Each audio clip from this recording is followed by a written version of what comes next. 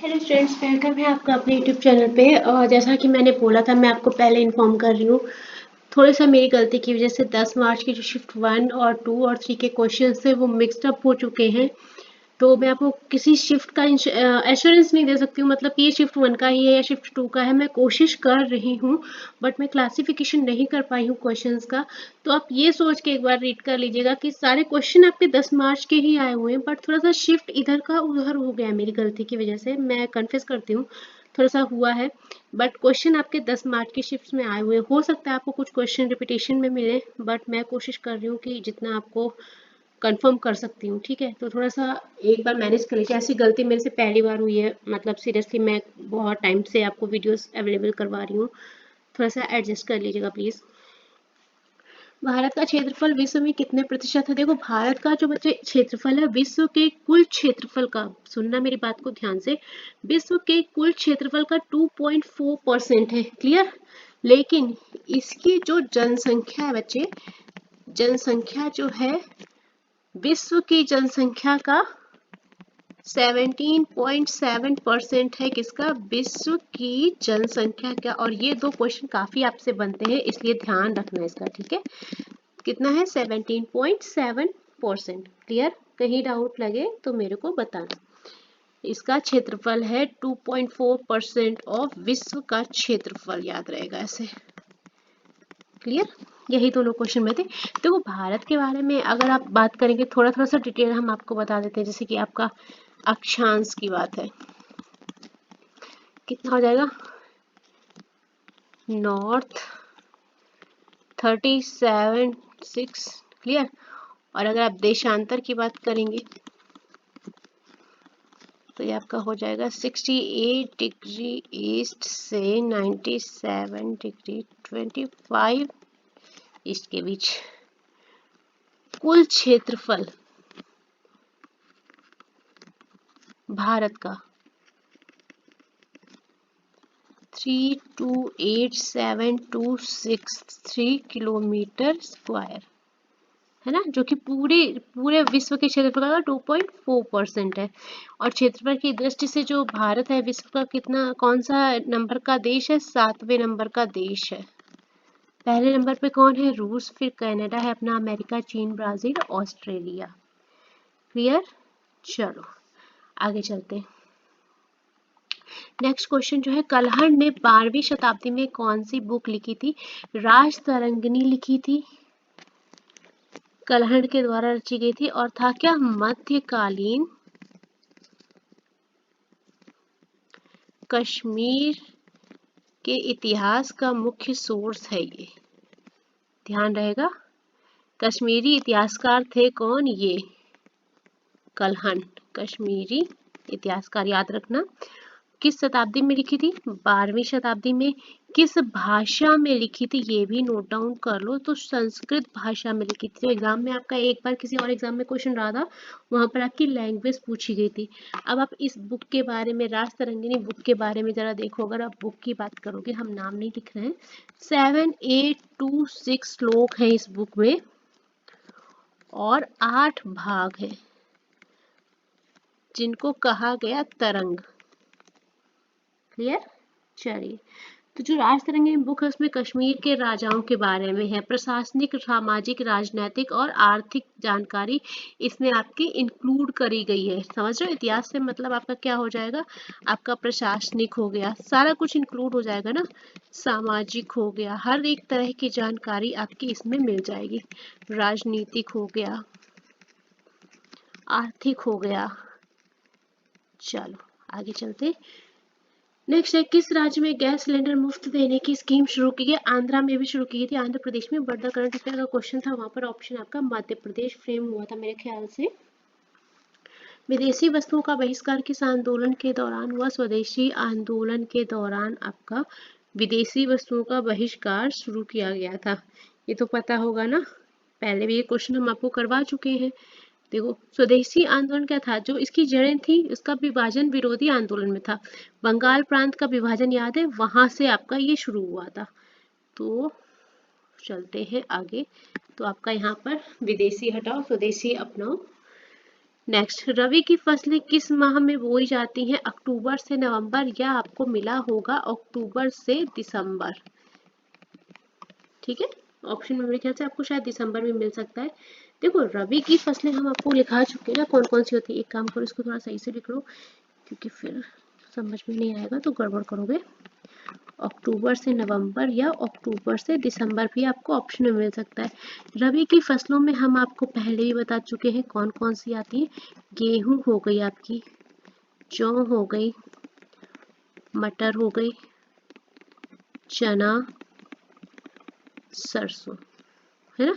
और खरीफ की फसल में हमने भी आपको बताया था, खरीफ की फसलों में हमने आपको क्या क्या बताई थी? धान और मक्का,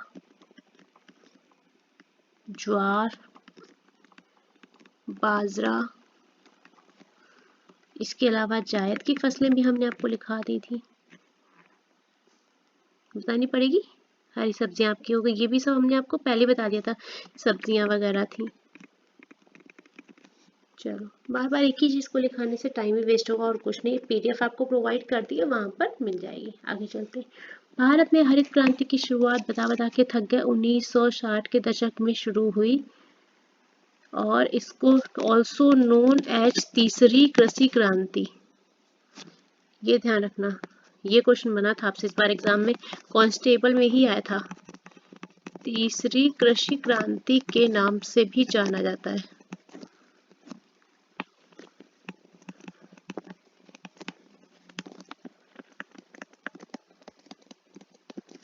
हरित क्रांति के जनक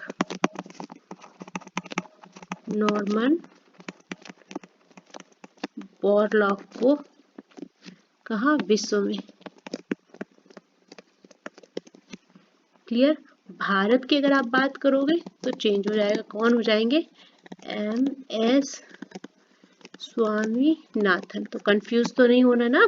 चलो, हरित क्रांति में हम आपको बता चुके हैं, बाकी सारी चीजें लिखा चुके हैं। हरित क्रांति आपकी खाद्यान्न उत्पादन से है, श्वेत आपकी दूध से है, लाल आपकी टमाटर और मांस से, नीली क्रांति आपकी मछली उत्पादन, पीली आपके तेल के बीज से, भूरी क्रांति आपका चमड़ा और कोको, काली क्रांति पेट्रोलियम से। पीडीएफ में मेंशन कर दिया था, टेलीग्राम पे आपको मिल जाएगी बच्चे, टेलीग्राम पे ज्वाइन कर लो। अगर कोई नया बच्चा है तो उससे रिक्वेस्ट करेंगे, अगर आपका एग्जाम है तो ज्वाइन कर लो।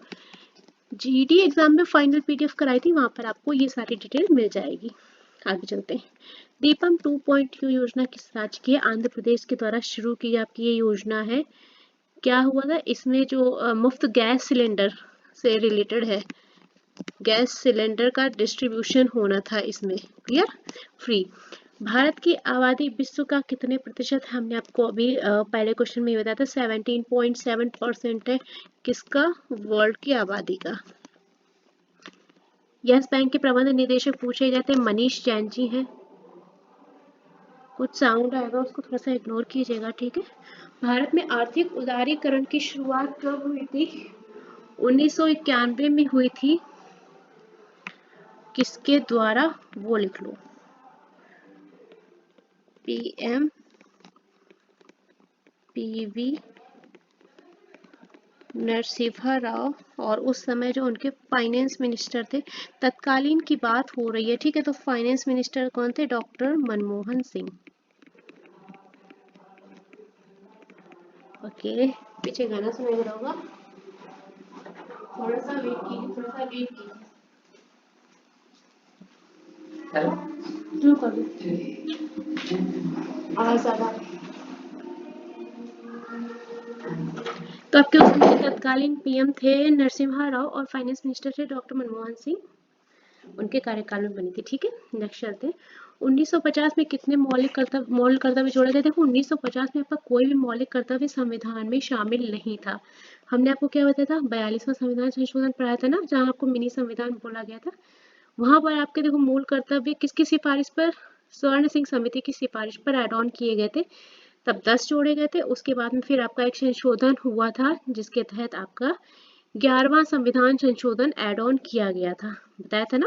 86वां संविधान संशोधन के तहत आपका 11वां ऐड किया गया था, बताना पड़ेगा, वैसे मैं काफी बार लिखा चुकी हूँ। दादा साहब फाल्के अवार्ड मिथुन चक्रवर्ती को कब दिया गया? 8 अक्टूबर 2024 को। किसमें? 70वें राष्ट्रीय फिल्म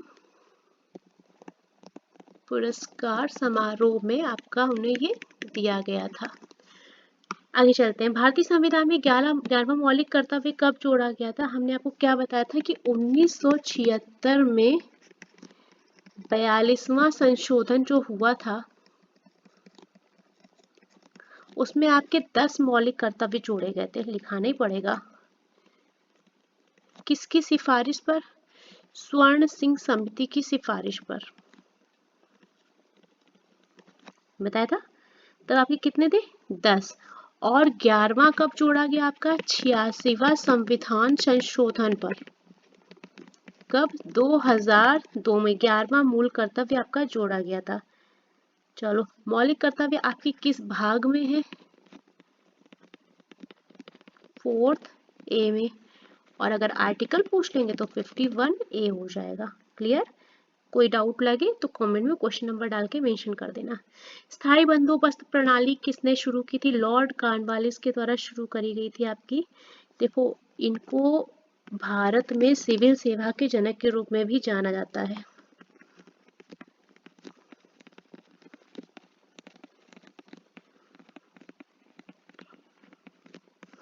इन्होंने पद का सृजन किया था किसका? जिला न्यायाधीश का।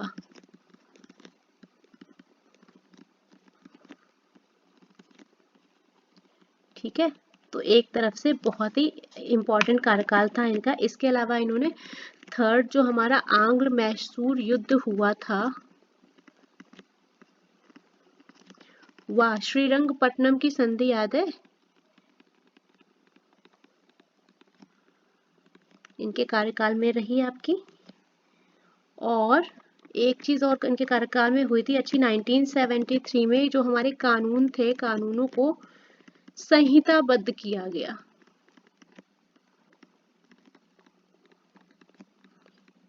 क्लियर? तो एक तरह से देखा जाए तो लॉर्ड कॉर्नवालिस को काफी अच्छी चीजों के लिए आप जाना जा सकता है। आगे चलते हैं। नेक्स्ट क्वेश्चन है हमारा, किस अधिनियम ने प्रांतों में द्वैत शासन प्रणाली की शुरुआत की थी? देखो, 1919 का था हमारा भारत सरकार अधिनियम, जिसके तहत आपके प्रांतों में द्वैत शासन प्रणाली की शुरुआत करी गई थी। ये आप इसको जानते होंगे, मोंटागू चेम्सफोर्ड मॉन्टफोर्ट सुधार, है ना, इस तरह से। आगे चलते हैं। भारत में एक मिनट रुकना, कुछ इंपॉर्टेंट छूट तो नहीं गया हम लोग का? ठीक है। भारत में सबसे बड़ा डेल्टा कौन सा है? हमने आपको शिफ्ट 3 में करवाया था 9 को। सुंदरवन कितना एरिया में फैला है? तो 1330, लगभग 1330 किलोमीटर स्क्वायर में आपका फैला हुआ है।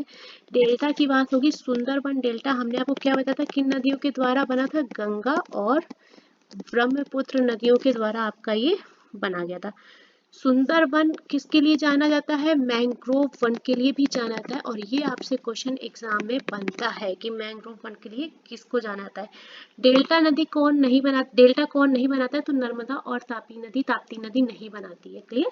एक आपसे क्वेश्चन फ्रेम हुआ था, लैक्टिक एसिड कौन सा नहीं है? यहाँ हमें ऑप्शन कंफर्म नहीं है। लैक्टिक एसिड आपका किस में मौजूद होता है? अगर मौजूद की बात करें तो आपका खट्टे दूध में हो जाता है या दही में होता है। तो यहाँ पर हमें ऑप्शन नहीं पता है कि क्या मिला था, इसलिए आप यहाँ पर देख लीजिए अगर आपको याद है ऑप्शन का तो। चंद्रगुप्त मौर्य के दरबार में भेजा गया यूनानी राजदूत मेगास्थनीज था, किसने भेजा था? सेल्यूकस प्रथम ने। याद है? कर लोगे? चलो आगे चलते हैं। कुंभ का मेला कहाँ नहीं लगता है? कुंभ का मेला हमारा 4 जगह लगता है। कहाँ कहाँ? प्रयागराज, दूसरा आपका हो गया हरिद्वार, तीसरा हो गया आपका नासिक और चौथा हो गया उज्जैन। अब इन चारों के अलावा जो आपका ऑप्शन था वो था वाराणसी, जो इंक्लूड नहीं था, इसका मतलब आपका यहाँ पर नहीं लगता है। भारतीय संविधान का आर्टिकल 19 किससे संबंधित है? अभिव्यक्ति की स्वतंत्रता से संबंधित है। आर्टिकल 19 हम आपको बहुत बार करा चुके हैं। नरेंद्र मोदी मुंबई के किस संस्थान का उद्घाटन किया? कौशल संस्थान का उद्घाटन किया है। एम जो था वो रोजगार क्षमता को बढ़ावा देना था। आगे चलते हैं। एक आपका विंड से रिलेटेड क्वेश्चन आता है, अभी हमें क्वेश्चन कंफर्मेशन नहीं है, कंफर्म होगा तो बता देंगे। भारतीय संविधान के आर्टिकल 344 किससे संबंधित है? तो राजभाषा के संबंध में आयोग और संसद की समिति का वर्णन करता है हमारा आर्टिकल 344 और इंक्लूड है आपका ये भाग 17 में। हम आपको सारे आर्टिकल्स और भाग आपको प्रोवाइड कर चुके हैं पीडीएफ में। प्रधानमंत्री जनधन योजना के अंतर्गत 2024 तक कितने बैंक खाते खोले गए हैं? 53 करोड़ खाते, पूरा जो डेटा आया था 53.13 करोड़ से भी ज्यादा खाते ओपन हुए थे। ये अपने आप में एक रिकॉर्ड है। आर्टिकल 167 में क्या है? तो राज्यपाल को जानकारी देने के संबंध में मुख्यमंत्री के जो कर्तव्य हैं वो आपके इंक्लूड करे गए हैं आर्टिकल 167 में। हो जाएगा। नेक्स्ट, स्वराज मेरा जन्मसिद्ध अधिकार मैं इसे लेकर रहूंगा, ये नारा आपका बाल गंगाधर तिलक के द्वारा दिया गया था। हमने आपको पहले भी ये चीज करवाई हुई थी कि इसको कर लो। और एक चीज और है, ये आपका हिस्सा थे लाल बाल पाल के, याद आया? त्रिमूर्ति का हिस्सा थे, ये क्वेश्चन आपका आता है। त्रिमूर्ति का हिस्सा थे आपके बाल गंगाधर तिलक। क्लियर? तो ये बात ध्यान रखना। आगे चलते, रक्षा मंत्री का क्रम पूछा गया था आपसे, तो पहले आ जाएंगे आपके जो आपको दिए हुए थे ऑप्शन के थ्रू, आपके पहले आ जाएंगे मनोहर पर्रिकर, फिर आ जाएंगे मुलायम यादव, फिर आपके शरद पवार थे और राजनाथ सिंह थे। ये है आपका सही सीक्वेंस टेन्योर के अकॉर्डिंग। आर्टिकल 143 पूछा गया था, तो आपका राष्ट्रपति चाहे तो कानून या तथ्य किसी भी मामले को सुप्रीम कोर्ट को रेफर कर सकता है, इनसे राय मांग सकता है, कॉल्ड एज प्रेसिडेंटियल रेफरेंस या राष्ट्रपति संदर्भ कह सकते हैं, वो एक बार उनसे राय मांग सकते हैं। क्लियर? संविधान के पिता का नाम जिन्होंने मसौदा तैयार किया था, doctor Bhimrao Ambedkar, also known as father of constitution. चलो, एक आपका डीपीएसपी से रिलेटेड क्वेश्चन आया था। देखो, भारत का जो संविधान है सर्वोच्च कानून है, ठीक है, और अपनाया गया था इसको 26 नवंबर 1949 को किसके द्वारा? भारत की संविधान सभा के द्वारा, और लागू हुआ 26 जनवरी 1950 को। ठीक है, संविधान की जो प्रकृति होती है वो संघीय होती है, ये क्वेश्चन भी आया था आपका। जो संविधान की आपकी प्रकृति रहेगी वो कैसी रहेगी? संघीय। और ये भी क्वेश्चन आपका एग्जाम में आया हुआ है, मतलब गेस नहीं कर सकते आप। और इसकी जो आत्मा पूछी जाती है कैसी होती है? तो एकात्मक। क्लियर? चलिए, एक आपका डीपीएसपी से रिलेटेड क्वेश्चन आया था, क्वेश्चन अभी हमें पता नहीं है, पता चलेगा हम बिल्कुल बता देंगे। चलिए, तो इस सेशन को हम यहाँ पर फिनिश करते हैं, और 10 की जो शिफ्ट 2 कराएंगे उसमें तो क्वेश्चन नंबर ऑफ क्वेश्चन ज़्यादा हैं, शिफ्ट 2 और शिफ्ट 3 के मिक्स क्वेश्चन है मेरे ख्याल से। जल्दी वीडियो अपलोड करेंगे, तब तक के लिए आप लोग साथ में बने रहिएगा। Thank you.